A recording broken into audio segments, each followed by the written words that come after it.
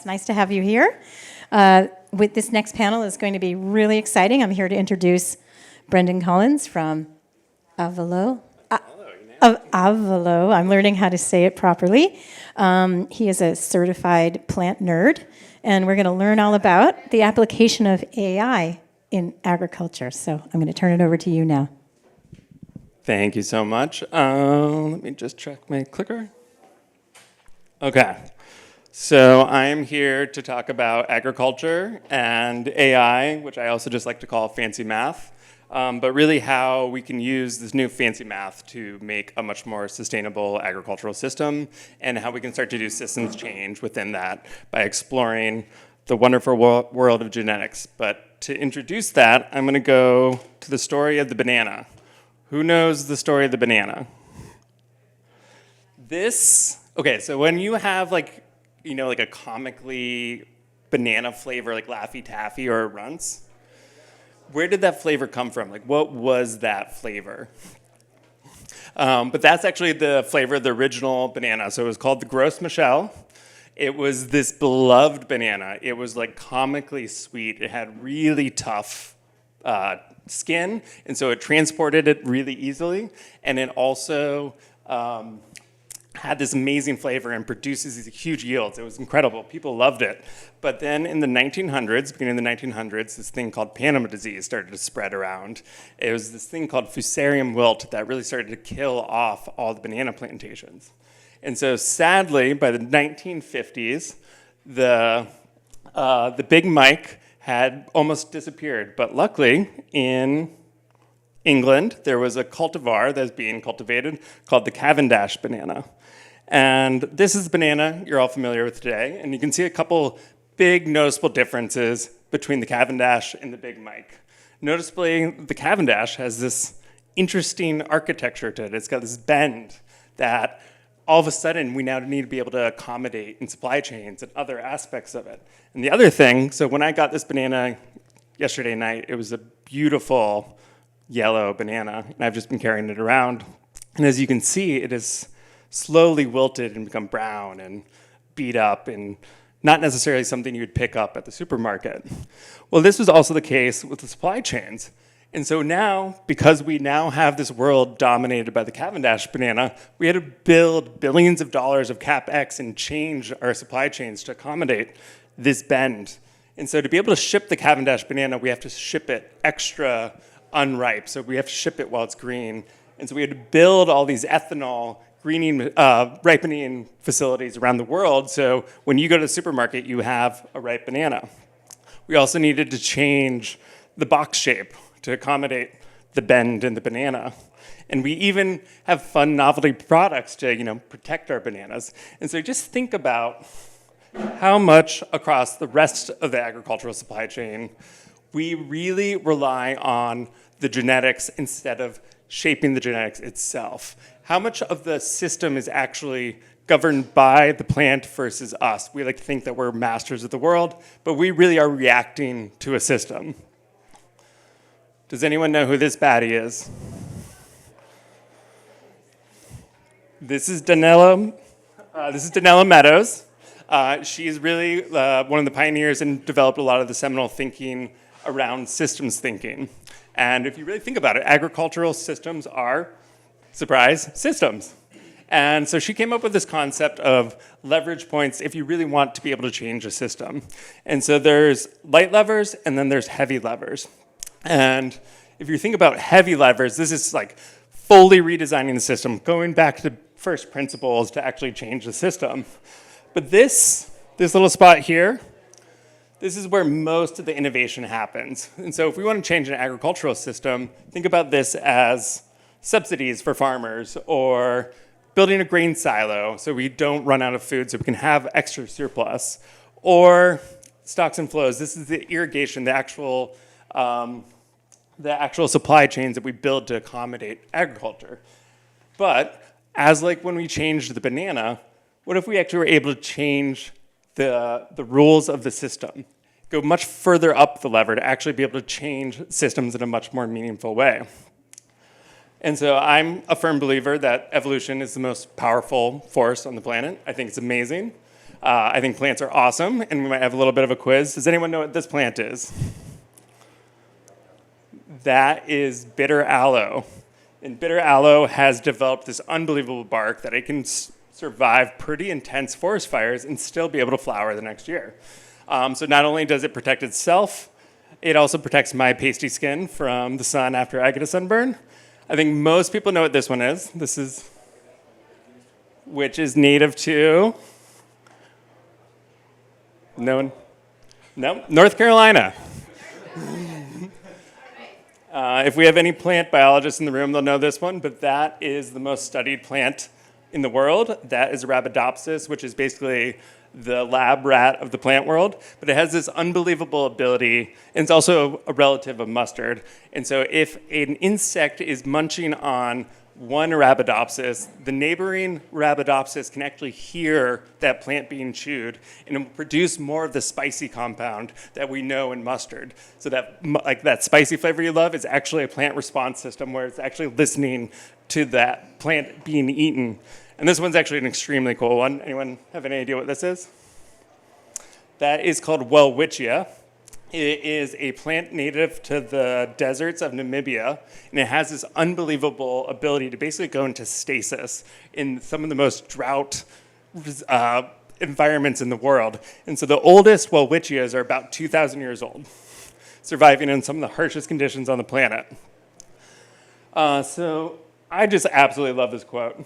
Design in nature is but a concatenation of accidents called by natural selection until the result is so beautiful or effective as to seem a miracle of purpose. I think this is just a really beautiful, poetic way to say that nature throws a lot of crap at the wall to see what sticks. And to have this beautiful, plant that can survive 2,000 years in a desert, that takes a lot of experimentation. And so us, as clever humans, we've tried to develop an equation to quantify that evolution, that gain. And so if you actually want to be able to evolve a plant or breed a plant, to move it in a direction, what are the variables that actually control that?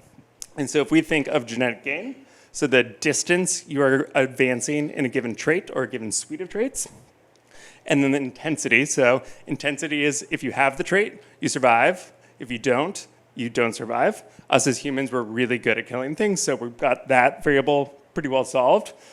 This is accuracy. How good am I at predicting whether you have the trait or not?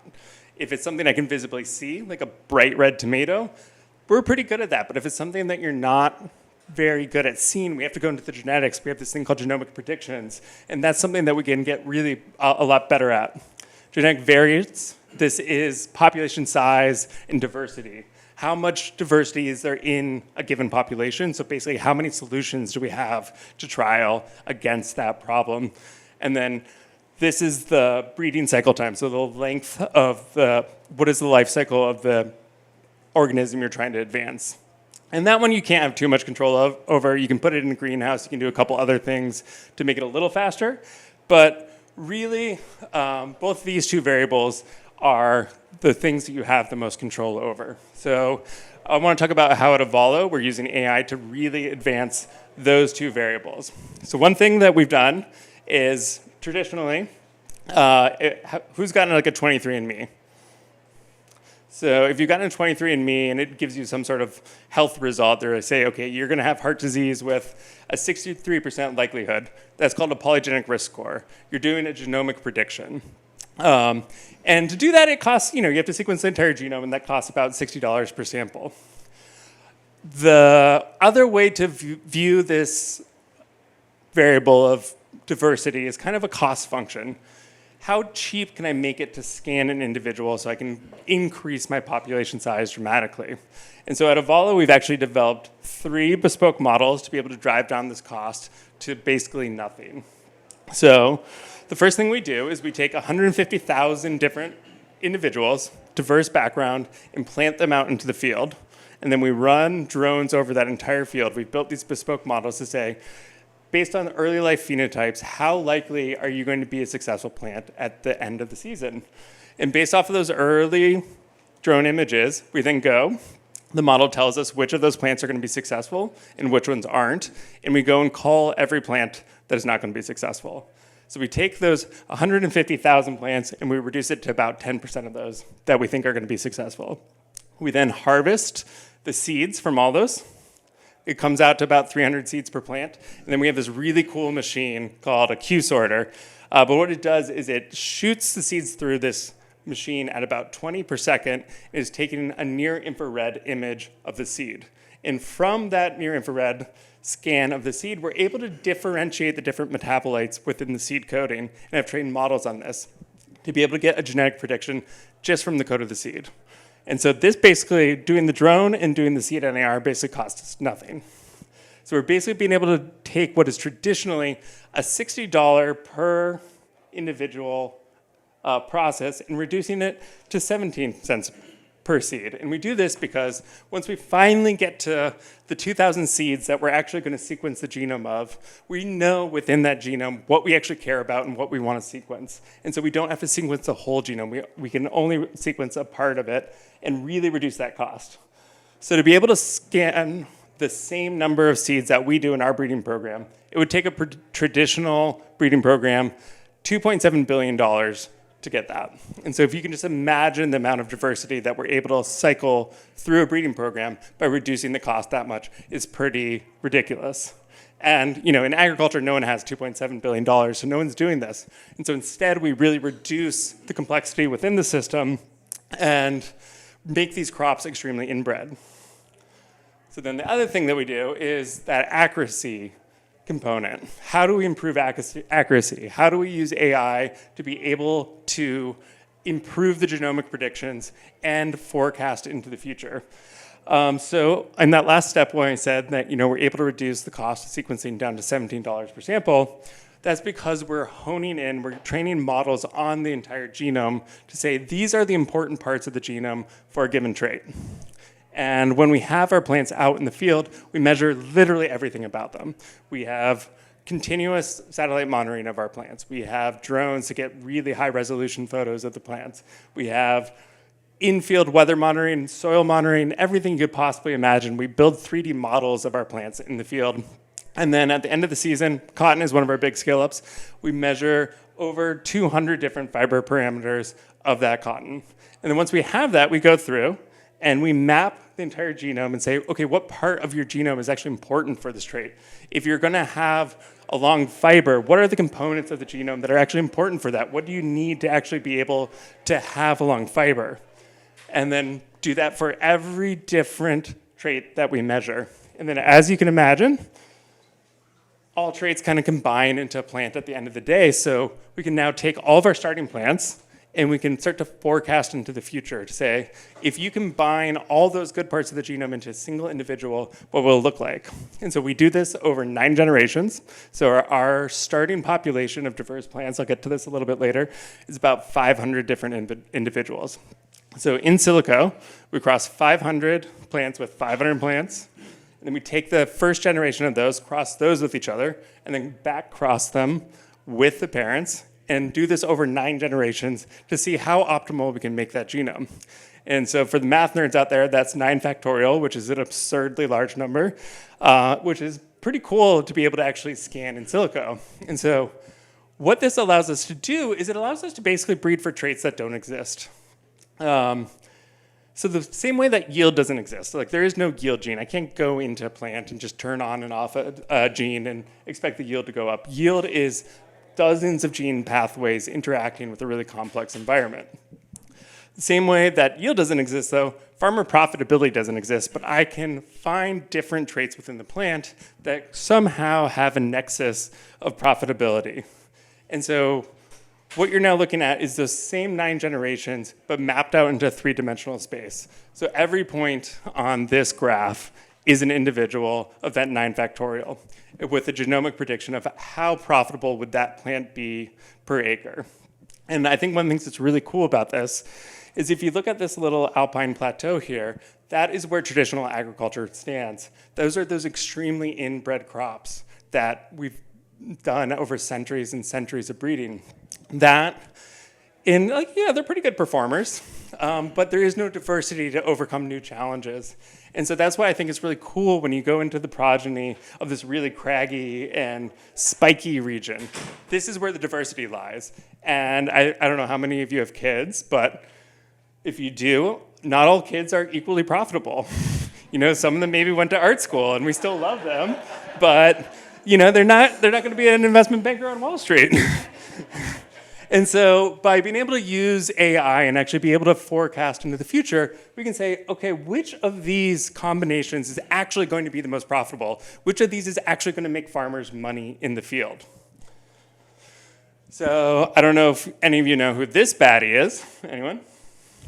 So Norman Borlaug is the father of the Green Revolution. So in the 1950s, we were really worried we were going to run out of arable land.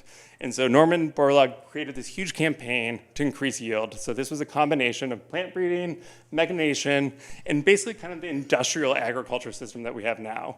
And I think you could kind of villainize him, but I actually think it's a miracle. The fact that we are able to feed as many people on the planet as we do now. I think just we happen to be kind of approaching the threshold of that, of the limits of this. So what you're looking at here is alfalfa production in Arizona. And one thing that's just astounding is if we give plants what they need, if we give them water, if we give them nitrogen, they'll grow really well.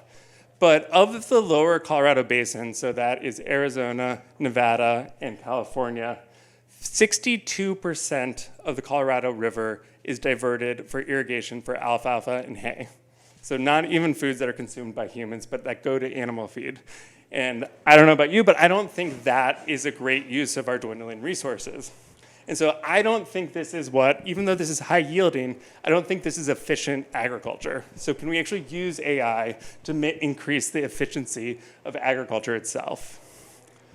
And so I think, between the 1950s and now, yield has been king and has really dominated plant breeding. But I think in the years to come, efficiency is going to be king. How do we adapt these systems to work with the environments that they're being grown in instead of trying to just continuously give them more water and give them more nitrogen? So I wanted to talk about 3 different projects that we are working on actively, where we're trying to increase the efficiency of plants using AI to both save markets, fix markets, and create new markets. So to start, save markets, cotton.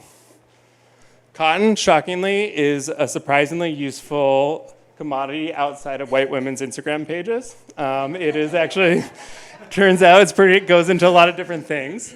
And we're down here right now, but just northwest of us is what's called America's Big Little Cotton Patch. And it is cotton for as far as you can see. And on a good year, Texas produces about 50% of US cotton. But there's this big problem. What used to be this just beautiful growing region is fed by what's called the Ogallala Aquifer, which is this giant aquifer that runs down the center of the US. And in this case, red is really bad. So this used to be a very plentiful aquifer, but it is basically run dry. So land that used to be 80% irrigated is now 20% irrigated. Cotton fields that used to have a lot of water that could be put on them no longer do. And so farmers are now having to put their crops out with 0 added irrigation. And that has led to $3 billion annual insurance payouts in just cotton, in just Texas, over the last 5 years. Per annum, which is insane. But the ways, going back to the natural diversity and everything that we're talking about, cotton has this unbelievable diversity in it that you can phenotypically see. You can just see the diversity in nature itself. But I want you to imagine that this same diversity exists in realms that you can't see. So think about drought resilience. That same bell curve of diversity exists in that space, or nitrogen efficiency. That same bell curve exists in that, and that's just something that we can't quantify or see. And so by being able to take that diversity and incorporate it into a breeding program, we can really start to make more efficient crops. So these are, I said, the 500 different varieties that started our cotton program. Actually, Trisha, do you want to stand up?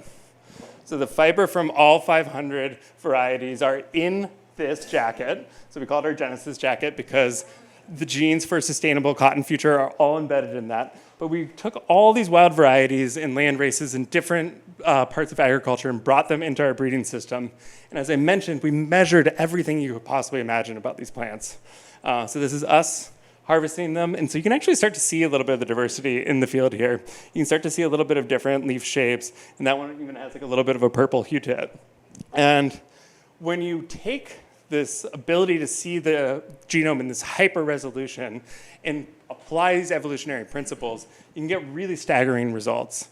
So this is from our first generation of cotton. This was planted out in the field against one of the largest commercially available seeds on the planet from brownfield. And of the 65 plants that we put in the field, 62 of them outperformed the commercial checks. And this was our first generation. Our top performer was 577% higher yielding than the commercial variety available now. And so this is in, again, dryland conditions in Texas. It had zero irrigation. It had 75% reduction in nitrogen-based fertilizers and had over a 50% reduction in greenhouse gas emissions.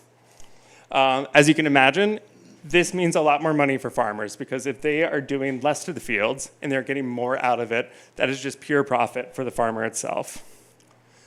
So a conventional cotton program takes about 8 to 10 years to release a new variety. We started ours in 2024. In 2024, we built this cool platform. We were like, what are we going to do with that? We're like, cotton seems cool. So we started this program in 2024. This year, we'll be on 10,000 acres. And the goal by 2029 is to be on over 400,000 acres. So in 5 years, our goal is to be 5% of the Texas cotton market. Okay, talking about fixed markets. Who likes grass? So this is a tale of two grasses. So one thing I think this is one of the most staggering graphs on the planet. So this is when the Green Revolution took place. Since the 1940s, corn has seen an over 300% yield increase per acre. Over that same time period, sugarcane has actually decreased in yield. And I think you might wonder why that is. And I think this picture actually summarizes it pretty well. This is the wild progenitor of corn. So the corn that was harvested from the wild were just these tiny grains, and we've actually been able to breed it into these hulking monstrosities that you see at the supermarket now. But this is a picture of wild sugarcane, and this is a picture of current commercial sugarcane, and it hasn't really been advanced at all. And why is that? Well, it's because plant genomes are insane. So corn is actually one of the simplest genomes in the plant world. It's pretty similar to the human genome. It's diploid. It's very simple. It's easy to understand.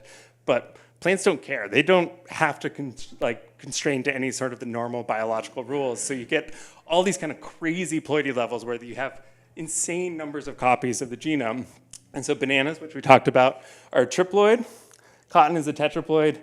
Wheat is a hexaploid. And sugarcane is we call it a polyploid, but most commercial sugarcane is a decaploid, meaning every sugarcane plant has 10 copies of the genome. So if you know your Mendelian genetics, it's pretty easy to understand what's happening in a diploid. Think of eye color. If both your parents have blue eyes, you're probably going to have, you will have blue eyes. But imagine that you had to have that same gene across 10 different genomes to express blue eyes. Trying to understand what is actually going to express in the field is almost statistically impossible before AI and large compute.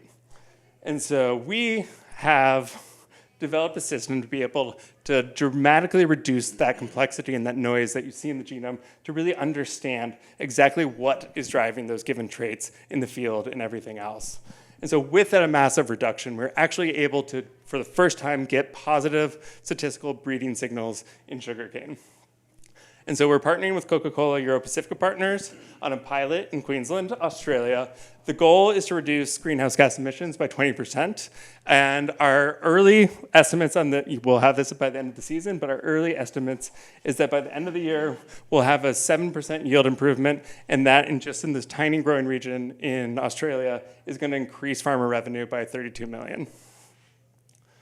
And so I also just want to emphasize the point that efficiency is good for the farmers, but less nitrogen in the fields means less nitrogen is running into the Great Barrier Reef, which is the same growing region as where the Great Barrier Reef is. And then also, the less that you're pulling from the soil increases the longevity of the soil itself. And so you could see less deforestation in Brazil on these sugarcane fields that we're farming right now. And just to wrap it off, I'm going to talk about how we can use this efficiency to create brand new markets. So I don't know if anyone has ever seen a rubber farm, but it comes from what's called the Havea tree or the rubber tree. And the problem with same thing with bananas, but the problem with rubber trees is they're all clonally propagated and they're very tropical, which means they like to grow in tropical environments, which means that we get this sort of situation where we have really sad orangutans, which is a photo I'm very tired of showing because it's just so depressing. But I guess so, like, why do we have rubber? Like, everyone's shoes in here are made of synthetic rubber. Natural rubber doesn't seem to be a thing that we need anymore, but that is where you're wrong. One of the most important industries in the world relies heavily on natural rubber. There's no synthetic rubber that can withstand a plane landing on a runway. So every time a commercial plane lands on a runway, each tire is shedding a pound of rubber onto that tarmac. The biggest airports in the world have to send crews out to scrape thousands of tons of rubber off of the tarmac every single day. But the Havea tree is not the only producer of rubber. Actually, rubber is a very common compound in the biological world, and there happens to be a dandelion. In Russian, dandelion's a little bit of a misnomer. They kind of co-opted it. There's actually this dandelion from Kazakhstan, the mountains of Kazakhstan, that looks like a little wimpy version of the monstrosities that we have in our yards in the US, but it happens to, underneath the ground, be one of the best natural latex producers in the world. And so as you can see, as you pull apart that root, you can actually see the rubber and the natural latex in that root itself. And there's a lot of biological reasons for this, but currently yields in the Russian dandelion are a little too low to make it economical. So if you pull a Russian dandelion from the wild, it'll have about 5% rubber. To be economically viable, we have to get up to 12%. So after our first couple generations, we are already at 9%.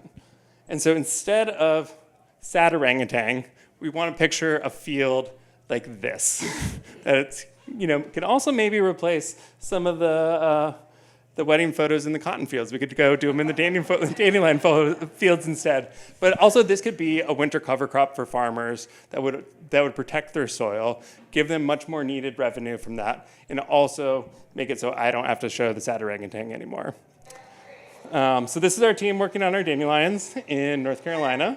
But we are Avalo. We're trying to design tools and systems to create an agricultural system that works with nature instead of against it. And so it's a holistic future. Thank you so much to RedThreadX.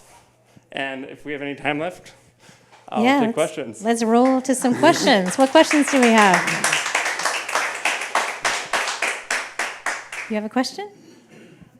So yesterday I attended a lecture that talked about DNA sequencing and then extracting the DNA and then doing recombinant. This way over my understanding. You're doing great so far. Yeah, so they're basically rebuilding with different parts of DNA as opposed to you're extracting existing DNA. It looks or amplifying or breeding for. Do those two come together at all? Are these separate concepts? Is this unreal? When I say that, are you talking about like CRISPR gene editing technologies to be able to? These guys were going out into finding new DNA functions on ice fields. Oh, cool. Yeah, and so they, I certainly can share this with you from who they were, but they were finding new DNA combinations, new forms of life to try and take those forms of life, and they're using ChatGPT-4 and teaching it DNA and using that as a language so they can ask it DNA-based questions in a language that's not English or any other human language. Yeah. And then getting answers that way. And this seems like you guys are playing in a similar field, but completely different different ways to talk to genetics. Yes, I mean, there's a lot of different ways to answer that question.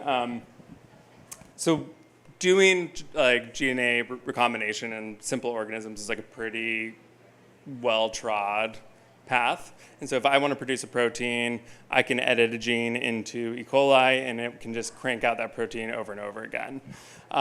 Where it gets complicated is when you're trying to work with entire gene pathways.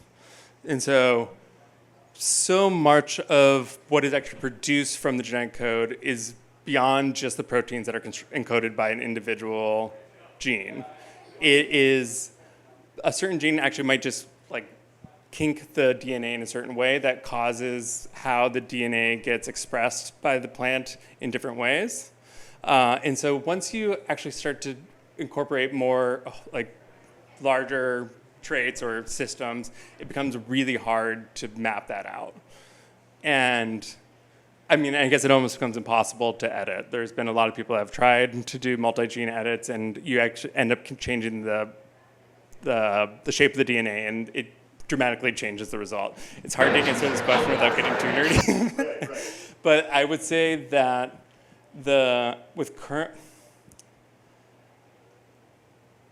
I think their approach is going to be a really long time coming, I guess is the best way to say it. Well, they were using it for diseases Yeah. to create, and they've said in the last 2 months they've had things they don't really understand how it answers these questions because they don't understand how ChatGPT actually works, right? But it's giving answers in ways that are very fast, that appear to be solving some medical issues that they were surprised to find. Is this in humans or is this in? Well, I don't think they're going to the human level Yeah, yet. They're but doing, some kind of trials with non-humans. so that is definitely possible. So diseases tend to be caused by single gene mutations and not multi-gene pathways. The same way like agriculture, the drought resilience isn't a single gene. So when it usually comes to either resistance to a pathogen, it tends to be a much simpler problem to solve. And so that is definitely where the technologies overlap, and that you can use kind of this future forecasting breeding technology as well as gene editing to solve different problems at the same time. Hi. Gotta love somebody who talks about, systems thinking, meadows, and orangutans in his presentation. Well done. 2 quick questions. Yeah. One is, really, I can see where you're innovating scientifically. I'd love to understand your business model, innovation, because I hope you're not going down the Monsanto pathway, right? So that's one. And then the second element is, where are you in your fundraising? Are you, Series A, where are you? Yeah, great question. So on the business model, no, we do not. Well, we have ambition to be as large as Monsanto, but it's like a power for good. And so I think one thing, so no matter how good the genetics we produce are, if we give them to a farmer and they still use the same amount of nitrogen, the same amount of pesticides, and everything else, that product isn't going to be any differentiated or better at the end of the day. And so in genetics world, we call this genome by environment interactions. But what we really realized is to be able to take the most advantage of our technology, that we need to also work with the farmers in the field. And so all of our production farmers have access to commercial satellite imagery, drone imagery, and we give them the sensors to be able to understand what's happening on their farm. And so we're ingesting that data throughout the entire season and giving them agronomy recommendations on how to better move their farm to better practices to improve their own soil conditions. So by being able to understand the genetics, that gives us an advantage in being able to understand how the crops are going to interact with different inputs. So while we're developing the cottonseed, we're also building this huge database of practices and being able to show farmers in a data-backed way what practices they can change on their farm to have the best outcome possible. And so our goal is to go to the most conventional farmers in the world and show them that there is a much more sustainable way that will increase their profitability and ensure the value of their land is maintained or increased.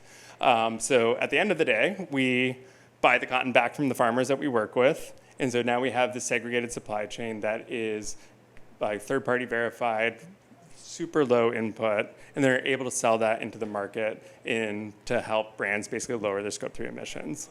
We're trying to replicate this across other crops as well, but as you can imagine, there's a lot of different ways to monetize all this data and become really good at basically risk prediction and yield predictions, all these other data sources that are valuable to commodity traders and everything else. We are about to launch our Series B, so we have done. We closed our Series A not this past summer, but the summer before that, and have brought in a couple other CVCs that are Coca-Cola Europe Pacific and a really large fashion brand as well, to kind of act as those guaranteed offtakes in those different markets that we're entering. I encourage you to have an operating principle that prevents you from going down that pathway, because second generation of leaders, you want to make sure you don't lose what you started. I totally agree with you on that. Next question? Yeah, so I first kind of heard of Avalo through a farmer that we both work with, and he said, this is going to save us in West Texas. And so I think that's huge kudos to you, because there's so many products or technology companies that are pushed on farmers, and I've never heard that at many other companies. So that's super, I think, really great feedback to just be hearing organically. My question is, how are you dealing with some social challenges? So there's a high percentage of the farmland is actually owned by someone other than who's actually farming the land, and there can be a tendency to see, I want to see these really straight, perfect rows of cotton. If you're adding plant diversity, you might have a field that looks a little different than your neighbors or a little messier, and there can be definitely social resistance to be able to make those changes, or whoever's managing the land can say, like, okay, the landlord's just going to give it over to this other person who's going to make it look like these perfect rows. So how do you encounter that? And just curious to get your thoughts. So we're very lucky. I'm not lucky. It's very intentional, being very farmer first, and we have been on the ground with farmers a lot. And so even though we're only growing on 10,000 acres this year, we have demand for over 25,000, and we haven't really actively been recruiting. So we've been really relying on that word of mouth to expand the acreage that we're growing on. I do think that data speaks for itself, and so that is kind of, I know that agricultural adoption, it tends to be slow, and that's part of the reason why we're also adopting the business model that we are, to basically be able to create this, I don't want to say captive market, but community of growers that we have direct contact with. So when we come out with new technologies, when we come out with new seeds, we have a ready network to deploy them into, so we can avoid some of the traditional adoption within agriculture. And I think the other thing that, so many farmers are sold new inputs.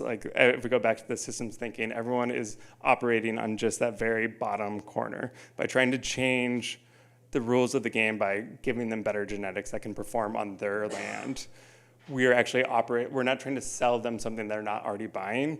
We're trying to save them money on the actual input reduction.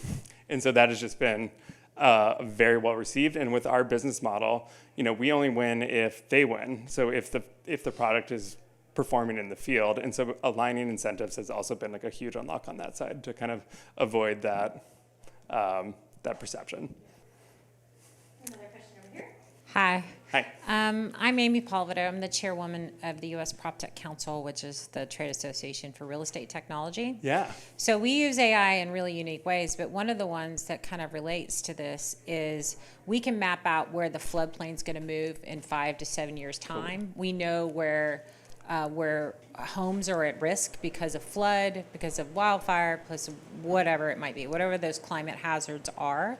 So I wanted to see if you think about past agriculture, like other industries that could benefit from erosion control or whatever it might be, if we could build better seeds to solve some of those real challenges that we're having because of climate change. Yeah. I wanted to get your thoughts on that. 100%. As long as there's diversity that exists in the space that you want to be able to improve. So if it's, for erosion control, it'd be plants with better root structures. And there's, in native ones that if you want to try and, make sure you're encouraging natural diversity in the area. But root diversity is a very easy thing to phenotype, and it's something that'd be great for erosion control. I mean, if you just look at the coast and the kind of redeploying mangroves to stop coastal erosion, it's been wildly successful. So there's all these kind of, if you're able to forecast in the future how floodplains are going to shift and you need to protect a community, you can start planting well ahead of time to try and abate a lot of that erosion that's going to happen. So 100%. I think that we're kind of just at the beginning of what is possible in being able to future-proof both landowners and farmers. Wow, that was a really great introduction into, the future of agriculture and all the different ways we can apply it, to the way we live in this world, what we eat, what we put on our bodies, how we protect ourselves from natural disasters. So really appreciate your time here. And let's give Brendan a round of applause. Thank you, Beth. All right.